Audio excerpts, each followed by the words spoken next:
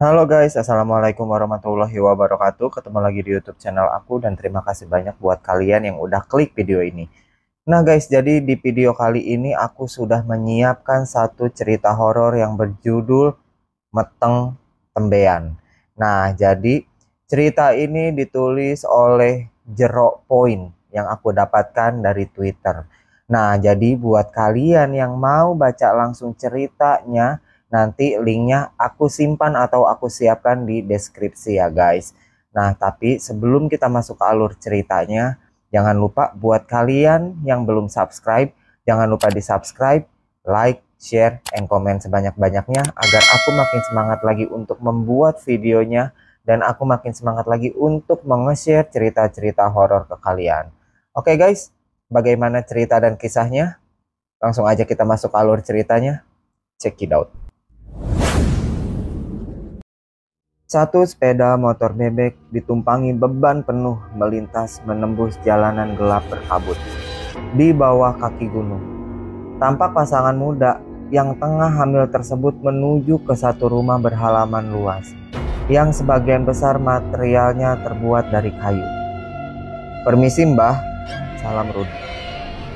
Mereka masuk ke dalam rumah yang ruangannya sudah mengepul asap dupa. Sesaji ubak rampe tersusun rapih di atas altar bersama lilin-lilin. "Usia kehamilannya tepat 7 bulan. Mbah, kami sudah siap," ujar Rudi. Mbah yang dimaksud ialah seorang nenek tunanetra berambut putih yang menggunakan kain jarik. Meski buta, si Mbah seolah mampu melihat apa yang ada di sekitarnya, baik yang kasat mata maupun yang tak kasat mata. "Mbah hanya membantu. Kamu sendiri yang harus melakukannya," jelas si Mbah menunjuk ke Yuli, perempuan hamil besar yang duduk tepat di hadapannya. Tanpa berlama-lama, si Mbah bangkit berdiri. Yuli diminta mengikutinya menuju ruang di balik tirai kayu. Rudi diminta menunggu di ruang tengah. Di dalam ruang sempit berukuran 2x3 berbaring Yuli di atas ranjang kusam. Simbah membisikkan sesuatu di telinga Yuli yang membuatnya terkejut. Namun, Yuli merasa sudah harus siap dengan pilihan yang sudah dia ambil bersama suaminya, Rudi. Asap kemenyan mengelilingi tubuh Yuli, seraya membasuh perutnya yang melendung. Kepala Yuli dikenakan benda mirip sigar. Lalu dia dikalungkan rangkaian bunga kantil. Dari dalam kendi kecil, Simbah mencipratkan air mawar ke wajah dan perut Yuli. Seketika, Yuli merasa mulas yang tak tertahan di perutnya. "Mari kita mulai, Nak," ucap pelan Simbah. Janin yang masih berusia 7 bulan tersebut akan dikeluarkan paksa.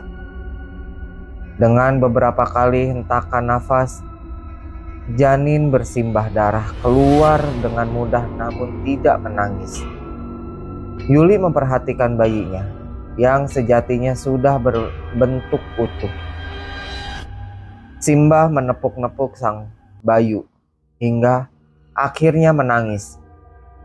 Yuli pun tak kuasa menahan tangis. "Sekarang, Nak," perintah Simbah. Yuli mulanya ragu, namun desakan dari Simbah menghilangkan akal sehatnya. Dia mengambil gunting besar mirip gunting rambut yang telah disiapkan di tepi ranjangnya. Yuli berteriak histeris, lalu menancap-nancapkan gunting tersebut secara brutal ke kepala dan tubuh sang bayi, hingga tangisan sang bayi perlahan tak terdengar lagi. Bayi tersebut dibunuh oleh ibunya sendiri. Simbah tersenyum. "Tenang, bayimu tidak mati. Dia jadi anak Banyurang, tumbuh sebagai anak setan dan kamu akan mendapatkan apa yang kamu mau," ujar Simbah. Yuli tertawa, berderai air mata. Dia telah menyerahkan janinnya menjadi anak setan demi pesugihan yang dia lakoni bersama suaminya. Meteng Tembean. Hari ini hari Rabu. Selama kalian usaha, itu harus tutup setiap hari Rabu dan lakukan ritual. Jelas Simbah. Di sebuah toko sembako berbentuk rokok 3 lantai yang tengah ramai pembeli. Seorang anak laki-laki berusia sekitar 4 tahun berdiri di sudut tangga, memperhatikan satu pegawai toko yang berdiri mengamati antrian panjang di kasir. Pegawai perempuan di kasir itu tampak kewalahan. Pegawai laki-laki itu menghampiri menawarkan bantuan. Rupanya, diam-diam dia menguntit uang pembelian yang sengaja tidak dimasukkan ke dalam strum. Aksinya ditangkap basah oleh anak laki-laki bermata sedikit juling yang mengidap autis. Setelah melakukan aksinya, dia beralindi meninggalkan kasir yang katanya untuk mengecek barang di lantai 3. Pegawai itu naik ke lantai 3 dibuntuti oleh anak tersebut. Di lantai 3, dia tampak menghitung uang hasil curiannya tadi. Pelan-pelan, anak tersebut menghampiri. "Mas Nasir," panggil anak tersebut. Pegawai yang namanya terpanggil tampak terkejut melihat anak majikannya menatapnya tajam. Kemudian tersenyum lebar padanya. Entah bagaimana bisa, anak itu menarik rak besi tinggi yang berisikan kardus-kardus barang penuh. Rak besi panjang itu menimpa Nasir. Besi-besi runcing yang menonjol dari rak panjang tersebut menancap ke kepala, leher, menembus dada dan perut hingga alat kelaminnya. Nasir pun tewas mengenaskan di hadapan seorang anak laki-laki yang tampak tertawa riang. Namanya Tomo. Dia adalah anak kedua Rudi dan Yuli. Namun, faktanya bahwa Tomo sejatinya memiliki kakak yang dirahasiakan oleh mereka. Entah ada kaitannya atau tidak. Tomo lahir dengan kondisi mental yang tidak sempurna. Dia divonis autis yang membuat perilakunya kerap kali meledak-ledak. Rudi dan Yuli memeriksa CCTV dan melihat jelas anak mereka yang melakukannya. File CCTV tersebut pun langsung dihapus dan mereka mengganti CCTV dengan yang terbaru dengan alasan rusak. Kematian Nasir dianggap sebagai kecelakaan kerja biasa. Namun, Rudi dan Yuli tahu betul bahwa itu merupakan peristiwa tak biasa yang membuat mereka seketika was-was. "Tomo, kamu mendorong Raka Pak Nasir. Dia jahat." Tomo menjawab polos dan datar. Sudah hampir 6 tahun sejak mereka melakukan ijab pesugihan Meteng Tambean. Ada ritual rutin yang harus mereka jalanin setiap Selasa Kliwon. Dan mereka memiliki pantangan untuk membuka usaha pada hari tersebut. Semua itu tak putus mereka jalani. Bahkan, mereka menambahkan penumbalan ayam, kambing, dan kerbau untuk menggenapi ritual mereka. Daging setelah ritual dibagikan pada warga kampung dan mereka tidak diperbolehkan mengkonsumsi daging atau makanan sesembahan sendiri. Pundi-pundi kekayaan Rudi dan Yuli seolah tak pernah habis. Mereka membuka beberapa usaha dari mulai restoran, toko sembako, hingga konter ponsel yang semuanya berkembang pesat dari cabang ke cabang. Rudi dan Yuli dikenal sebagai orang terkaya di desa tempat mereka tinggal. Mereka pun dikenal dermawan karena kerap membagikan rezeki mereka ke warga kampung.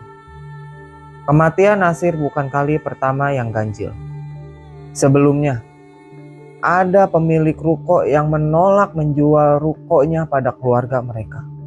Namun, secara tiba-tiba dia tertabrak truk saat hendak keluar dari kawan ruko.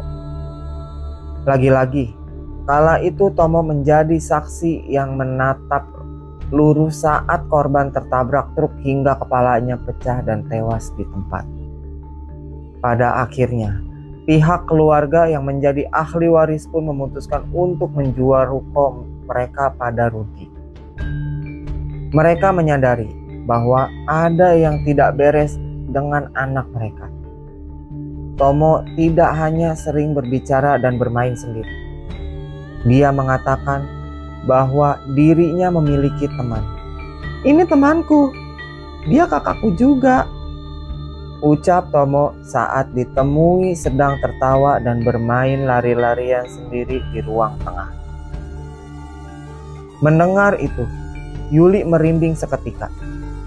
Pernah, satu waktu ketika memandikan Tomo, tiba-tiba dia dicekik oleh anaknya yang seperti tengah kerasukan dengan suara yang lebih berat. Tomo mengancam, "Ibu, kenapa aku dibunuh? Kenapa aku dibunuh?" Beruntungnya, hal itu berlangsung singkat. Tomo seketika melepas dan pingsan. Mulanya, Yuli enggan membicarakan hal tersebut pada Rudi. Dia khawatir Rudi akan mengambil pikiran pendek terhadap Tomo.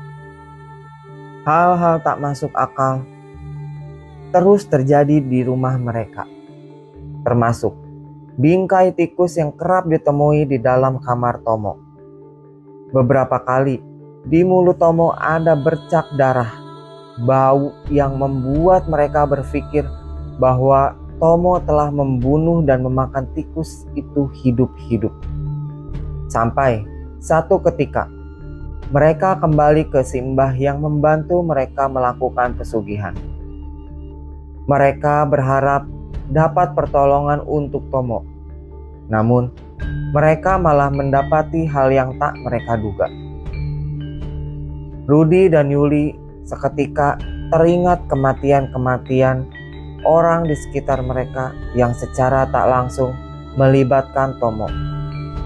Orang-orang yang berniat buruk dan tak sepaham dengan mereka, semuanya tewas secara mengerikan. Bukan tak mungkin, hal yang sama akan terjadi pada diri mereka. Kita sudah pernah melakukan ini pada anak pertama kita. Sekarang, kita harus lakukan lagi pada Tomo, ujar Rudi. Dengan berat hati, Yuli tak bisa menolak. Semua yang dia mulai harus dia jalani dengan segala risikonya. Harusnya sedari awal dia mencoba mengikuti saran dari si Mbah bahwa jangan pernah sayang dengan anak sendiri. Ingat, mereka bukan milikmu. Namun, ikatan itu terjalin begitu saja layaknya seorang ibu dan anak tanpa bisa Yuli kontrol. Pada akhirnya, mereka harus menjadikan Tomo sebagai tumbal di ritual selanjutnya. Usai mendapat petunjuk dan tata cara dari Simbah, mereka pulang dengan perasaan kacau. Sejak saat itu, Tomo semakin aneh. Dia bahkan mengatakan pada Yuli, "Ibu, kata temanku, ibu mau bunuh aku. Coba saja kalau bisa." Tomo mengucap dengan riang sambil tertawa berlari-larian seperti meledek. Sampai akhirnya, hari ritual pun tiba. Rudi dan Yuli hendak menumbalkan anak mereka sendiri. Namun tebak, siapa yang akhirnya mati? Saat akan memeluk anaknya sebelum dibawa ke ruang ritual, tanpa diduga, Tomo mendorong Yuli hingga jatuh ke tangga dari lantai 2 rumah mereka. Yuli terbentur beberapa kali sampai akhirnya jatuh ke dasar lantai dan merembeskan darah dari tubuhnya. Mendengar suara jeritan Yuli, Rudy segera keluar dari ruang ritual. Dia menghampiri istrinya. Namun, sangat cepat Tomo menusuk kepala Rudy dari belakang dengan pisau besar hingga menembus ke kening. Rudy dan Yuli tewas. Akan tetapi, keberadaan Tomo sampai sekarang tidak ditemukan di rumah tersebut. Tomo hilang begitu saja tanpa jejak. Kemana Tomo? Nah, oke guys, ceritanya sudah selesai sampai di sini. Nah, semoga kalian suka dengan cerita dan videonya ya guys. Tapi jangan lupa buat kalian yang suka dengan cerita dan videonya, jangan lupa di like, subscribe, share, and comment sebanyak-banyaknya ya guys. Agar aku makin semangat lagi untuk membuat videonya dan aku makin semangat lagi untuk nge-share cerita-cerita horor ke kalian. Dan jangan lupa buat kalian yang mau baca langsung ceritanya, nanti linknya aku siapkan atau aku simpan di deskripsi ya guys. Oke guys, sampai ketemu di video dan cerita selanjutnya. And bye-bye.